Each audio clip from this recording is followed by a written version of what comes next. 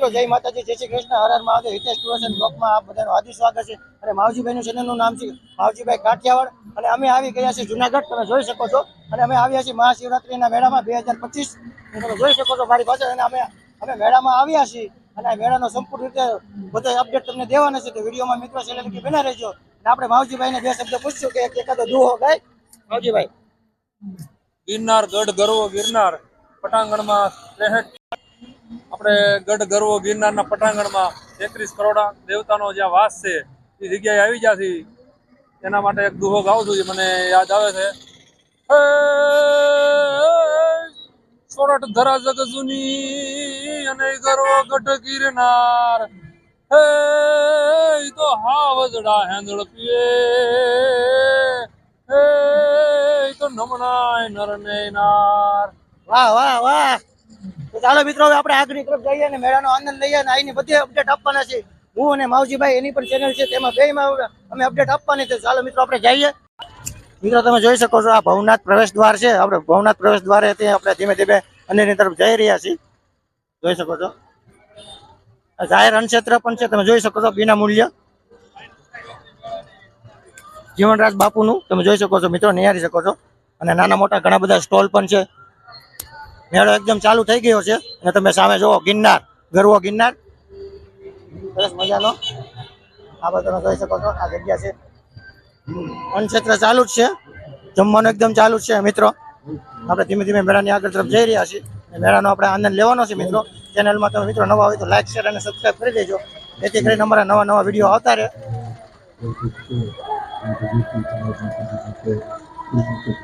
જોઈ શકો છો ગૌ સેવા છે, તમે જોઈ શકો છો. ગૌદાન કરતા જાવ એવી રીતે પણ કહેતા જાય છે. આ બધું તમે જોઈ શકો છો.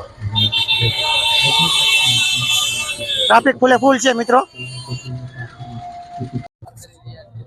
આપણે આગળ આવીએ એટલે આ બધું તમે જોઈ શકો છો. ગોરખનાથ આશ્રમ જવું હોય તો આ બાજુ રસ્તો છે, તે તરફ આપણે પણ જઈ શકીએ છીએ. અને આ બાજુ આપણે ભવનાથ મહાદેવના દર્શન કરવા જઈ રહ્યા છીએ, ત્યાં આ તરફ જવાનું છે. જોઈ શકો છો ઘણું બધું પબ્લિક છે, ભીડ છે બહુ. જે મિત્રો આપણે ધીમે ધીમે આગળ તરફ જઈ રહ્યા છીએ, જોઈ શકો છો. હવે આ બાજુ વાહન બહુ નથી આવવા દેતા, રિક્ષાઓને પ્રતિબંધ રાખવામાં આવ્યો છે. આપણે ધીમે ધીમે આગળ જઈ રહ્યા છીએ અને પોલીસનો પૂરેપૂરો બંદોબસ્ત છે. મિત્રો આપણે ભવનાથ મેળામાં આવી ગયા છીએ. તમે આ જોઈ શકો છો ગુરુદાતાજી ચોક છે અને મંદિર પણ કહેવાય છે, ચોક પણ કહેવાય છે. એનાથી આપણે આગળ આવીએ એટલે તમે જોઈ શકો છો બધા રવડી નાખીને બેઠા હોય છે સાધુ સંતો, એ પણ આજે આપણે નિહાળવાના છે. તો ધીમે ધીમે આપણે અંદરની તરફ જઈએ અને બધું આપણે ધીમે ધીમે નિહાળવાના છે. ચાલો મિત્રો આપણે જઈએ. આપણે મિત્રો ધીમે ધીમે આગળની તરફ વધી રહ્યા છીએ. સામે મિત્રો તમે જોઈ શકો છો ભવનાથ મંદિર, એના પણ આપણે દર્શન કરવાના છે. પહેલા તો આપણે ભવનાથ મહાદેવના દર્શન કરશું, પછી આપણે સાધુ સંતોના દર્શન કરશું. જો તમે મિત્રો આપણે ધીમે ધીમે આગળ વધી રહ્યા છીએ. સંપૂર્ણ આજ મેળાનો બીજો દિવસ છે ને બધા મેળામાં તમે જોઈ શકો છો ઘણું બધું પબ્લિક આવ્યું છે. જોઈ શકો આવી રીતે રવેડીઓ છે, જોઈ શકો સાધુ સંતો બેઠા હોય છે, જોઈ શકો છો તમે આવી રીતે. જો તમે આ બાજુ જોઈ શકો છો મિત્રો, બધા દર્શન કરવા જઈ રહ્યા છે. આપણે પણ દર્શન કરીશું મિત્રો, ધીમે ધીમે આગળની તરફ જઈ રહ્યા છીએ. બધા ઘણું બધું પબ્લિક છે, પોલીસની પણ ફૂલે ફૂલ સુવિધા છે, જોઈ શકો છો મિત્રો. જો સરસ મજાનું લોકેશન સાથે મંદિર.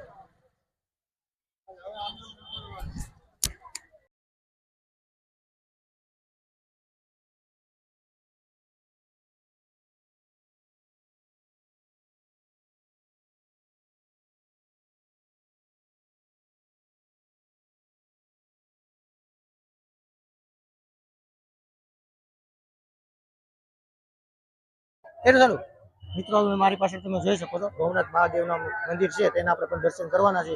એની પડખે જ એક્ઝેક્ટ મોરગી કુંડ છે, તે પણ આપણે નિહાળવાના છે, તેના પણ દર્શન કરવાના છે. ચેનલમાં મિત્રો છેલ્લે લગી બિના રહેજો. ચાલો મિત્રો આપણે અંદર જઈએ અને ભોળાનાથ મહાદેવના દર્શન કરીએ. ચાલો આપણે મિત્રો ધીમે ધીમે આગળની તરફ વધી રહ્યા છીએ મહાદેવના દર્શન કરવા.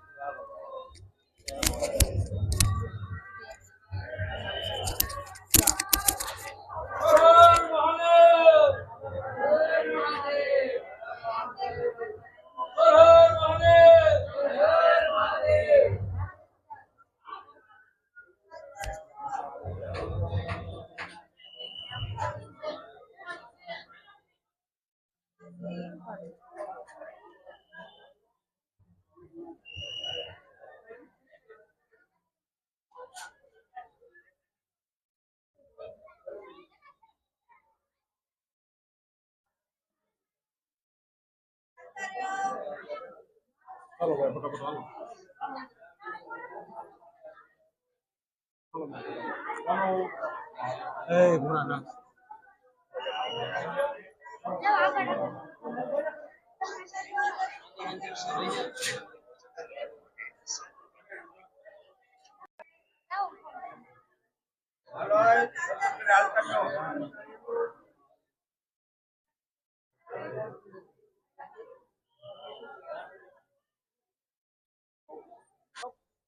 મિત્રો હવે આપણે આ મરઘી કુંડ વાહે છે એ વિશે આપણે આ માવજીભાઈ કાઠિયાવાડ છે તે વિશે આપણે સંપૂર્ણ માહિતી આપશે મરઘી કુંડ વિશે.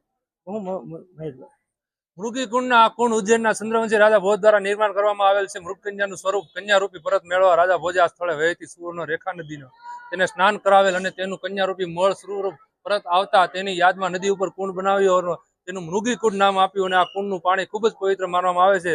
અને એટલે જ આજે પણ આ વર્ષોથી પરંપરા મુજબ આ શિવરાત્રીની મધરાત્રિએ નાગા સાધુઓ દ્વારા આ કુંડમાં શાહી સ્નાન કરવામાં આવે છે. લોકવાયકા મુજબ આ સાધુઓના રૂપમાં મહાદેવજી સાથે નવનાથ સૂર્યસિંહ સિદ્ધો તેમજ બીજા સંતો આ કુંડમાં સ્નાન કરી. તમને જણાવું એમ કે માવજીભાઈ આપને બધી આ મરઘી કુંડની વિશે સંપૂર્ણ માહિતી આપી છે. એવું હોય બીજું કઈ નહીં, મને કઈ વાંધો નથી, તમને ખોટું લાગ્યું.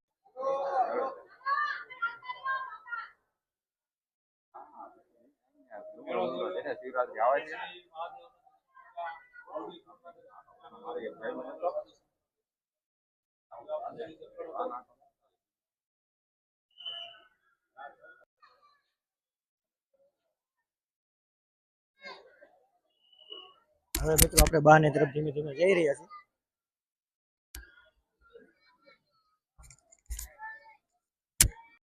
મિત્રો આપણે ભવનાથની આગળ આપણે જતા હતા અહીંયા વિશ્વમાં ટેલિસ્કોપ આવ્યો છે અને ટેલિસ્કોપમાં કેટલા રૂપિયામાં દેખાડે છે આપણે ગિરનારના અંબાજીના દર્શન કરાવે તે વિશે આપણે પણ માહિતી લઈશું. 10 રૂપિયામાં બતાવે આપી. 10 રૂપિયામાં તમે અંબાજી માતાજીના દર્શન કરાવો છો. અંબાજી માતાનું દર્શન તો કરાય. તમે જોઈ શકો છો 10 રૂપિયામાં અહીંથી અંબાજીના દર્શન કરાવો. અંબાજી માતાજીના દર્શન કરાવે છે 10 રૂપિયામાં. જોઈ શકો છો આમ સામેની સાઈડ.